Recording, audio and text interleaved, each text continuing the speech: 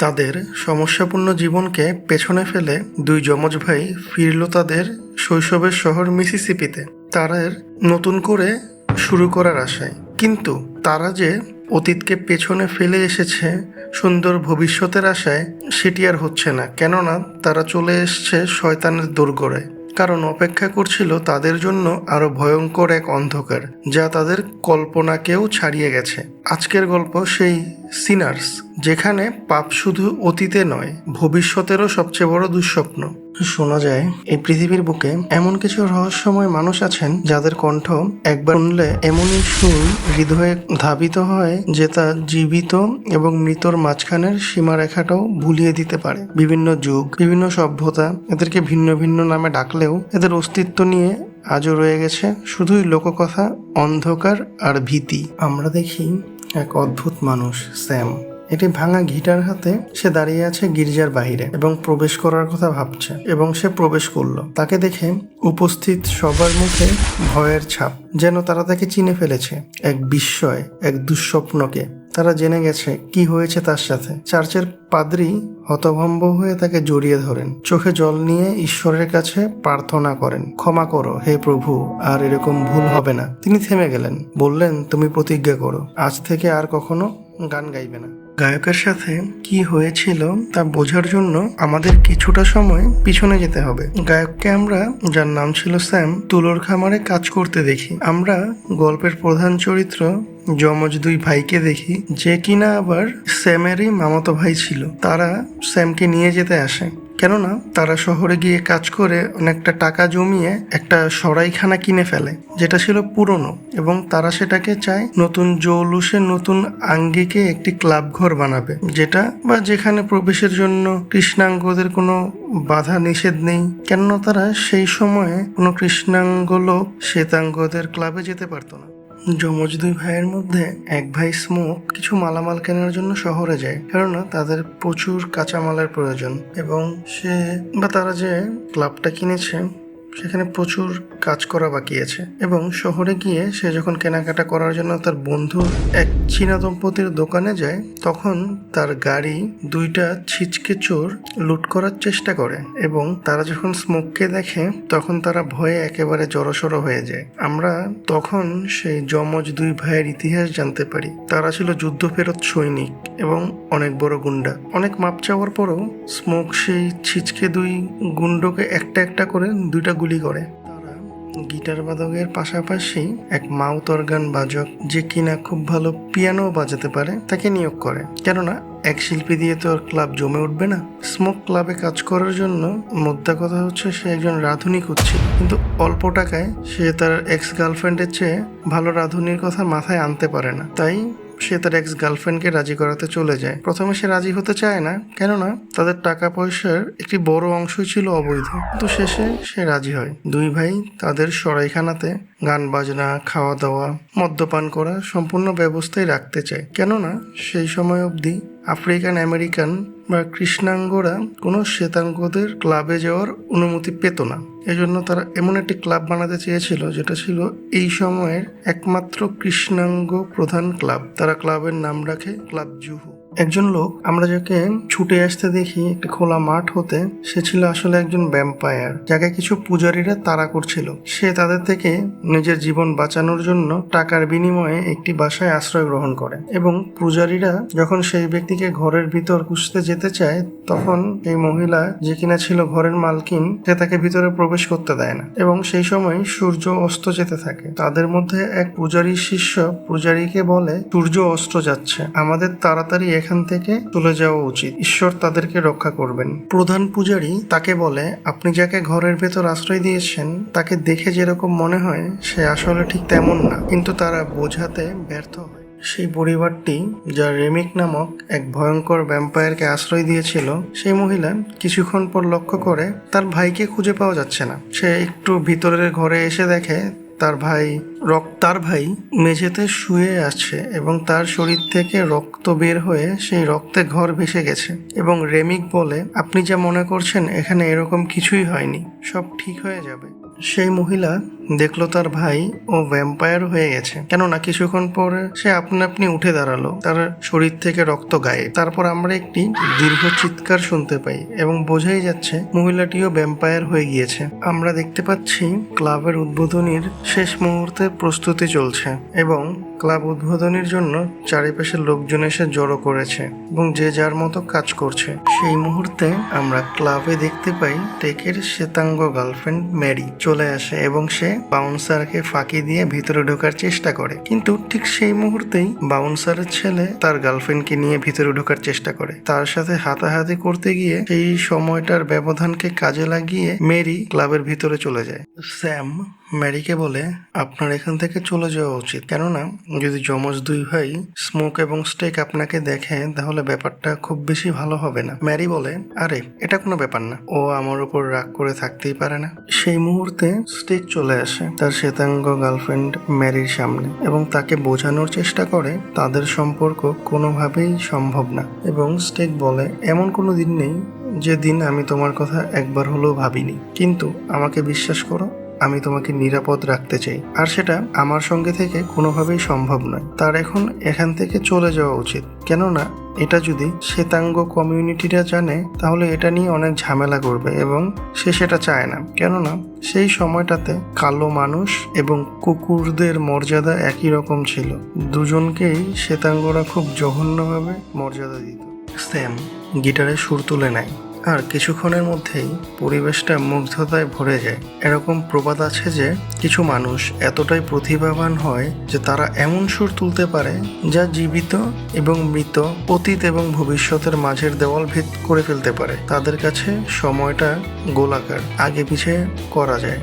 তখনই আমরা দেখতে পাই ক্লাব হাউসের ছাদে আগুন লেগে যায় এবং সে আগুনে তৈরি হওয়া গর্তের মধ্যে দিয়ে তাকিয়ে আছে তিন রক্তচোষা মানুষের দল। কেননা তাদের মধ্যে থাকা দলনেতা রেমিক সে ঠিকই জানতো স্যাম পারবে তার এই কণ্ঠ, তার এই সুরের মাধ্যমে মৃত এবং অতীতে হারিয়ে যাওয়া সদস্যদের ফিরিয়ে আনতে। যমজ দুই ভাই স্মোক এবং স্টেক আজকের ক্লাব উদ্বোধনীতে কত টাকা ইনকাম হলো সেই হিসাব করতে ব্যস্ত। এর মাঝে সেই রক্তচোষা ভ্যাম্পায়ারের দল ক্লাবের সামনে এসে উপস্থিত এবং আমরা মুভির পরবর্তী অংশে জানতে পারবো যে তারা অনুমতি ছাড়া কোনো জায়গায় প্রবেশ করতে পারে না। এজন্য তারা বাউন্সারের কাছে বিনীতভাবে অনুমতি চাইতে থাকে, কিন্তু বাউন্সার তাদেরকে অনুমতি দেয় না, কারণ তারা ছিল শ্বেতাঙ্গ। তাই ভ্যাম্পায়ারের দল নিজেরাও গান গাইতে শুরু করে এবং বলে যে তারা নিজেরাও গায়ক, কিন্তু এত শত কারসাজি কোনো কাজেই আসে না। তাদেরকে ভেতরে ঢোকার অনুমতি দেওয়া হয়নি, তারা ফেরত চলে যায়। অন্তত সবাই এটাই ভেবেছিল। ভ্যাম্পায়াররা যেহেতু বলে গিয়েছিল তাদের কাছে অনেক টাকা আছে এবং তারা সেই টাকা খরচ করতে চায়, এজন্য ম্যারি স্মোককে বলে তাদের এখানে গিয়ে দেখা করতে চায়। শেষমেশ তার জেদের কাছে স্টেক রাজি হয়ে হার মানে এবং তাকে যাওয়ার অনুমতি দেয় এবং সাথে করে একটা পিস্তল দিয়ে দেয়। মেরি তাদের সাথে দেখা করে তাদের উদ্দেশ্য জানতে চায় এবং তাদের কাছে কি আসলেই টাকা আছে তা সে জানতে চায় এবং ভ্যাম্পায়াররা বলে তাদের কাছে অনেক টাকা আছে। ভ্যাম্পায়ারের নেতা রেলিক তার হাতে কয়েকটা স্বর্ণের মুদ্রা দিয়ে বলে, দেখো আমাদের কাছে টাকা আছে, কিন্তু আমাদের উদ্দেশ্য খারাপ না। কিন্তু ম্যারিকে দেখে তাদের মধ্যেকার একজন লালা ফেলতে শুরু করে এবং মেরি আসন্ন বিপদের কথা ভেবে দৌড়ে পালাতে চায়, কিন্তু ভ্যাম্পায়াররা তাকে ধরে ফেলে, তার নিস্তার হয় না। এরপর ভ্যাম্পায়ারের দল তাদের দ্বিতীয় শিকার বানায় ক্লাবের বাউন্সারকে। যখন সে প্রকৃতির ডাকে সাড়া দেওয়ার জন্য বাহিরে আসে আর তার ঘরে ফেরা হয় না, সেও আক্রান্ত হয়ে যায়। ক্লাবে দুজন মানুষের মধ্যে মারামারি হয় এবং সেই সুযোগকে কাজে লাগিয়ে টেক এবং মেরি একান্ত সময় কাটানোর জন্য চলে যায়। ঠিক তখনই মেরির মুখ থেকে অদ্ভুতভাবে লালা বেরোতে শুরু করে, একদম ভ্যাম্পায়ারদের মতো, এবং আমরা পেছন থেকে মেরির পিঠেও ভ্যাম্পায়ারের কামড়ানোর দাগ দেখতে পাই।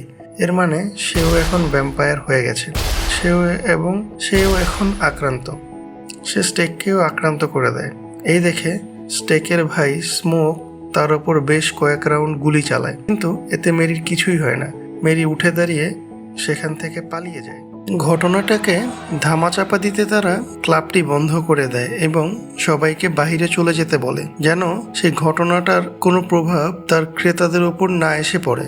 তখন আমরা ক্লাব জুহুর সেই বাউন্সারকে চলে আসতে দেখি এবং সে ভেতরে আসার জন্য অনুমতি চাইতে থাকে, কিন্তু তার হাবভাব দেখে স্বাভাবিক মনে হচ্ছিল না কোনোভাবেই। সেও মনে হয় আক্রান্ত। এবং সেই মুহূর্তে আমরা একটি তথ্য জানতে পারি যে এই ছবির ভ্যাম্পায়াররা বিনা অনুমতিতে কারো ব্যক্তিগত সম্পত্তিতে প্রবেশ করতে পারে না, তাদের সেটার জন্য অনুমতি প্রয়োজন।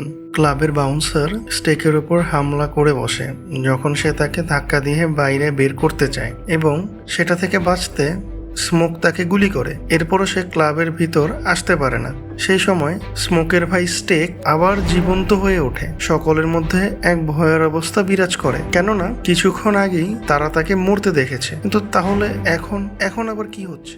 স্টেক সেই ক্লাব হাউসের দরজা ভেঙে ফেলে যেখানে তাকে আটকে রাখা হয়েছিল। সেই মুহূর্তে অ্যানি দৌড়ে গিয়ে এক বোতল রসুনের আচার নিয়ে আসে এবং সেই রসুন মেশানো জল সে নিক্ষেপ করে স্টেকের সারা শরীরে এবং তৎক্ষণাৎই তার পুরো শরীর জ্বলে যায় এবং সে ক্লাব থেকে দৌড়ে বাইরে চলে যায়। সবাই অনেক অনেক রসুন এক জায়গায় জড়ো করতে থাকে, কেননা একমাত্র এটা দিয়েই তারা তাদের সাথে মোকাবেলা করতে পারবে। তখন অ্যানি বলে ওঠেন ভ্যাম্পায়ার সম্পর্কে কিছু প্রবাদ যা অনেক যুগ ধরে প্রচলিত হয়ে আসছে। এদের মধ্যে আত্মা থাকে না, এরা ভালো খারাপের মধ্যে তফাৎ বোঝে না, থাকে শুধু প্রচন্ড হিংস্রতা এবং তারা কোনো কারণে সূর্যের আলো একদম সহ্য করতে পারে না এবং এদের কখনো অন্ধকার থেকে ফিরিয়ে আনা যায় না। আমরা শুধু তাদেরকে মুক্তি দিতে পারি এবং তাদের প্রাণ থাকে হৃদয়কে ক্ষতবিক্ষত করতেই হবে তাদেরকে শেষ করতে হলে। আমরা দেখতে পাই ক্লাবে আরো এক মৃতদেহ এবং সেই মৃতদেহকে যখন তারা বাহিরে ফেলে দিয়ে আসতে যায়, তারা দেখে ক্লাব থেকে কিছুক্ষণ আগে যে সমস্ত লোক বাহিরে বের হয়েছিল তাদের আর বাসা অবধি যাওয়া হয়নি। তাদেরকেও ভ্যাম্পায়াররা ধরে আক্রমণ করে নিজের মতো করে ফেলেছে। এখন তাদের সংখ্যা অনেক বেশি। যারা যারা ক্লাবের ভেতর এখনো ছিল তাদের সবাইকে এক টুকরো করে রসুন খেয়ে নিজেদের স্বাভাবিক হওয়ার প্রমাণ দিতে বলে অ্যানি। কিন্তু এর কিছুক্ষণ পরে তারা দরজার বাহিরে একটি ডাকার শব্দ শুনতে পায়, কে যেন ডাকছে। তারা দেখে চীনা দম্পতি গ্রেসের স্বামী চেতন, সেও আক্রান্ত হয়ে গেছে।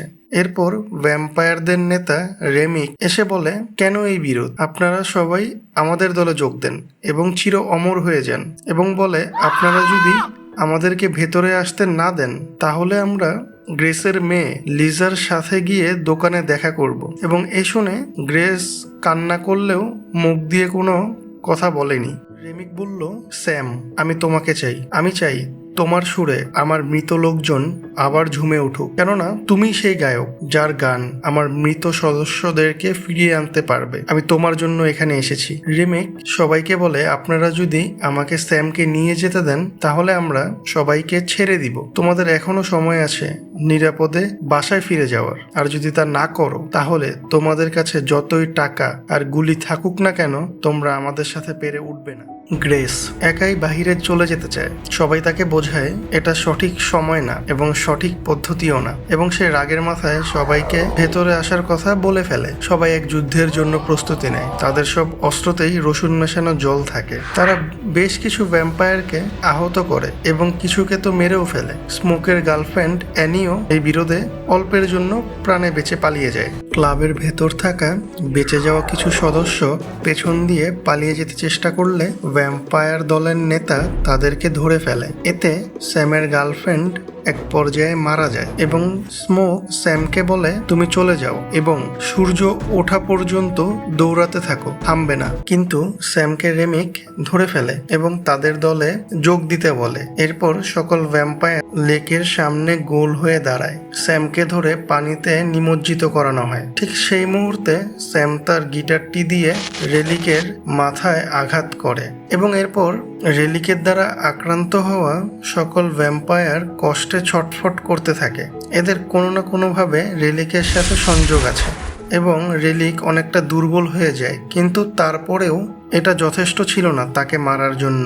তখনই স্মোক পেছন থেকে একটি বর্ষা রেলিকের বুকের আরপার করে দেয় এবং সে অনেকটা নাজেহাল হয়ে যায়। এবং ঠিক তখনই ভোর হয়ে যায়, সূর্যের আলো ফুটতে শুরু করে, চারিদিক থেকে ভেসে আসে বিভীষিকা, প্রচন্ড চিৎকার, তাদের শরীরে আগুন ধরে যায়। কিছু ভ্যাম্পায়ার চেষ্টা করে ক্লাবের ভেতরে যাওয়া যায় কিনা, আশ্রয় কি নেওয়া যাবে, কিন্তু তারা যেতে পারে না, মাঝপথেই পুড়ে মারা যায়। স্মোক স্যামকে বলে, এই গিটারটাকে কবর দিয়ে দাও এবং বাসায় চলে যাও। এটা আমাদের বাবার গিটার ছিল, কিন্তু তোমাকে হেরে গেলে চলবে না। জীবন অনেক সুন্দর, তোমাকে শক্ত হয়ে নতুন করে দাঁড়াতে হবে এবং আমাদের সবার জন্য বাঁচতে হবে, কেননা তুমি এই অভিশপ্ত রাতের সাক্ষী। আমরা আবারও সিনেমার ভেতর দিয়ে চলতে শুরু করি, কিন্তু এখন স্যাম আমাদের কাছে আর অপরিচিত নয়, কেননা সে আমাদের মতোই এক অভিশপ্ত রাতের সাক্ষী। সে দেখেছে জীবনের সবচেয়ে খারাপ সময়, কিন্তু সে মন শক্ত করে রয়েছে, বেঁচে আছে এবং সামনেও থাকবে। স্মোক স্মৃতিচারণ করতে থাকে কিভাবে সব শুরু থেকে শেষ হয়ে গেল এবং সে যুদ্ধের প্রস্তুতি নেয় সেই মালিকের বিরুদ্ধে, যার থেকে তারা এই সরাইখানাটি কিনেছিল, কেননা সে লোক পাঠিয়েছিল তাদেরকে হত্যা করার জন্য। যদিও সেই খুনি ভাই বোনকে আগেই ভ্যাম্পায়ার তার আক্রমণের শিকার করে। কিছুক্ষণ পরে সেই সরাইখানার প্রথম মালিক চলে আসে স্টেকের সেই জায়গাতে, সেই ক্লাব ঘরের সামনে। সে ভেবেছিল তার পাঠানো খুনির হাতে তারা দুই ভাইকে মেরে ফেলেছে, দুই ভাই মারা গেছে এবং তারা সেই জায়গাটি আবার দখল নেবে এবং আবার বিক্রি করবে। কিন্তু তারা কি আর জানতো এখানে গত রাতে কি হয়েছে, কত ভয়াবহ হামলার শিকার এই সরাইখানা। কিন্তু স্মোক বদলা নেওয়ার জন্য এখনো অপেক্ষা করছে এবং তাদের ওপর একের পর এক গুলি চলতে থাকে এবং স্মোক সবাইকে একে একে মেরে ফেলে। এবং স্মোকও যখন একেবারে মৃত্যুর কোলে ঢলে পড়বে, ঠিক তখনই সে কল্পনা করে তার এক্স গার্লফ্রেন্ড অ্যানি তার বাচ্চা কোলে বসে আছে এবং সেই বাচ্চাকে স্মোক নিজে কোলে নেয় এবং আস্তে আস্তে দৃশ্য ঘোলা হয়ে আসে। আমরা একটি ক্লাবে স্যামকে দেখি এবং সে বৃদ্ধ অবস্থায়ও গান ছাড়েনি। গান সে কিভাবে ছাড়বে? গান তার রক্তে, গান তার শিরায়। এবং হুট করে এত বছর পর স্যামের সামনে স্টেক এবং ম্যারি চলে আসে। তাহলে কি এত বছর আগে সেই ঘটনায় তারা মারা যায়নি? আমরা ব্যাকগ্রাউন্ডে অ্যানির কণ্ঠে শুনতে পাই, কিছু ভ্যাম্পায়ার আছে যারা এমন, তাদেরকে যারা ভ্যাম্পায়ার বানিয়েছে সে যদি মারাও যায় তাহলে তারা একাই জীবিত থাকতে পারে। এবং ম্যারির দাঁত দেখে বারটেন্ডার বুঝে যায় তারা কোনোভাবেই সাধারণ মানুষ নয়, কেননা তার দাঁত রক্তচোষা বাদুড়ের মতো। এবং স্যাম তাদেরকে বলে, তোমরা যখন এতগুলো বছর আমার উপর নজর রেখেছ, আমাকে কেন মারোনি? তখন তারা বলে সে প্রতিজ্ঞা করেছিল স্মোকের কাছে যে স্যামকে তারা কিছুই করবে না, সে যতদিন চায় যেভাবে চায় তাকে বাঁচতে দেওয়া হবে। স্যামকে তারা একটি প্রস্তাব দেয়, সে কি চায় তাদের মতো হয়ে সারা জীবন বেঁচে থাকতে। যদিও স্যাম বলে তার অনেকটা জীবন দেখা হয়ে গেছে এবং স্যাম সেই চুক্তিতে অস্বীকৃতি জানায় এবং সেই ভ্যাম্পায়ার দম্পতি শেষবারের মতো স্যামের কাছে একটা গান শুনতে চায় এবং তারা চলে যায়, যে যার মতো করে বাঁচা শুরু করে। কোনো আক্ষেপ নেই, সব ভালো।